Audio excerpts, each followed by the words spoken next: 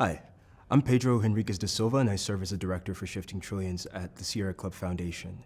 Today, I talked a lot about how we can change our systems. I think a lot of people understand that the system is broken, especially the systems that govern our economies and ecologies.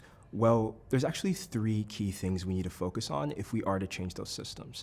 The first is we need to engage from where the money sits. Today, only about 1% of global GDP goes towards climate solutions. That means that around 99% of all global activity either ignores or worsens this crisis. The most effective way to change that fact is to engage with some of the largest pension funds, institutions and banks who control as much as 80% of the world's assets. I think the second piece is we have to remember whose ideas we're investing with and whose solutions we're prioritizing.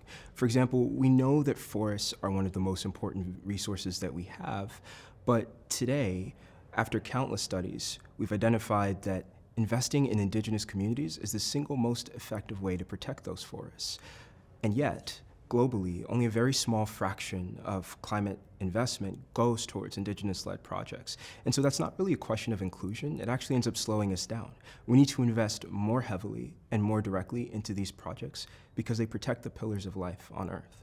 And then finally, we have to consider the approach. And so this isn't really just a question about technology or a question about policy. It's a fundamental question about how we approach the crises in front of us. And one of the best ways to do that is to look at the best approaches that have conserved our planet for tens of thousands of years and not just take the same mindset and approach that has brought us this crisis in just a few short hundred. And so these three things, engaging from where the money sits, changing whose ideas we prioritize, and swapping out our approaches for the ones that work, can completely transform the way our world looks and feels. But we have to do it, and we have to do it at scale.